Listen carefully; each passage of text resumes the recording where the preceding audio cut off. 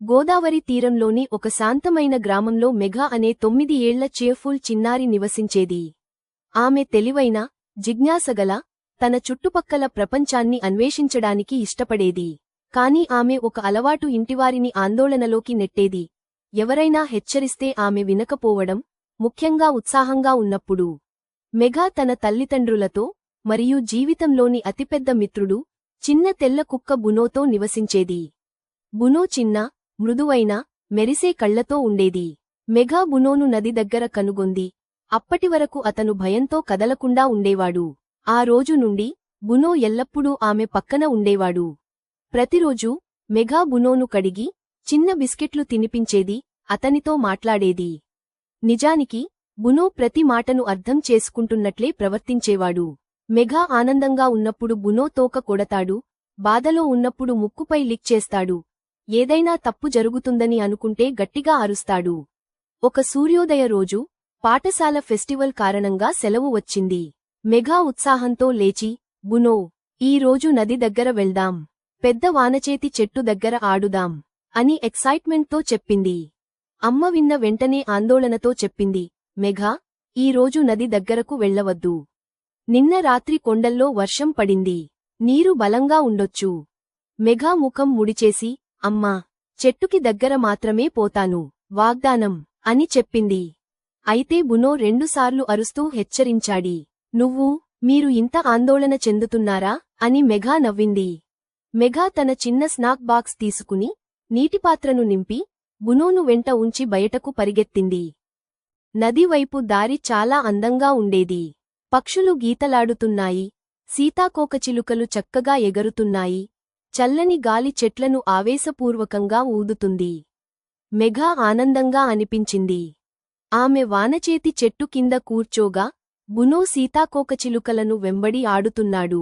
కొద్దిసేపు తర్వాత మెఘా మృదువైన శబ్దం విన్నది, నీటిలో తీరంలో చిన్న రిప్పుల వంటి శబ్దం.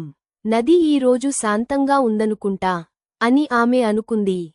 అమ్మ హెచ్చరికను ఇగ్నోరింగ్ చేసి దగ్గరికి వెళ్ళింది.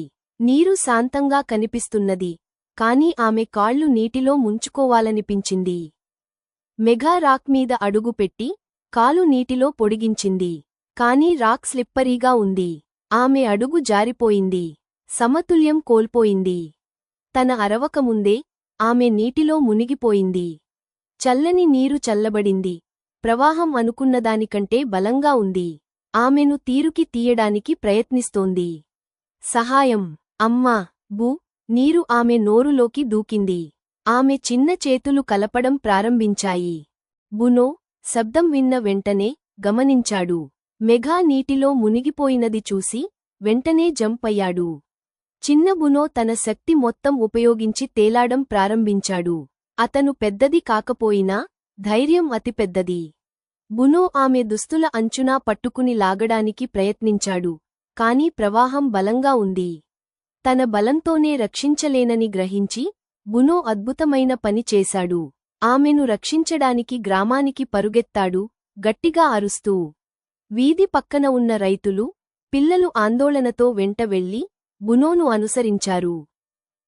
వీరి చేరినప్పుడు మెఘా తల నీటిలో బయటకు రావడానికి కష్టపడుతోంది. గ్రామస్థులు 2 మంది రబ్బరు తాడుతో నీటిలోకి వెళ్లి ఆమెను బయటకు తీశారు. చల్లగా, కంబింతగా, భయంతో ఉన్నా సురక్షితం. మెఘా బునోను కౌగిలించి ఏడింది, ధన్యవాదాలు, బునో, నువ్వే నా వీరుడు. గ్రామస్థులు బునో ధైర్యాన్ని ప్రశంసించారు. చిన్నవాడు అయినా నీ జీవితాన్ని రక్షించాడు. తల్లిదండ్రులు కూడా అక్కడ చేరి, కళ్లలో కన్నీళ్లు. పిల్లా, భయపెట్టావు. హెచ్చరికలు వినడం చాలా ముఖ్యం. మెఘా నోచి బునోని చూసి నవ్వింది, ఇప్పటి నుండి వినిపిస్తాను, అమ్మా. వాగ్దానం. మరియు బునోను ఎప్పటికీ నిర్లక్ష్యం చేయను. అతను నన్ను రక్షించాడు. కొద్ది రోజులలో మెఘా పూర్తిగా కోలుకుంది. ఆ రోజు నుండి ఆమె ఇంకా గ్రామం అన్వేషించేది, చెట్టు దగ్గర ఆడేది, కాని ఎల్లప్పుడూ జాగ్రత్తగా, ఒంటరిగా కాదు. ఆమె ఆలోచనలో జాగ్రత్తగా ఉండటం, హెచ్చరికలు ప్రేమతో వస్తాయని తెలుసుకోవడం, మరియు నిజమైన స్నేహం, ధైర్యం, ప్రేమ విలువను తెలుసుకోవడం నేర్చుకుంది.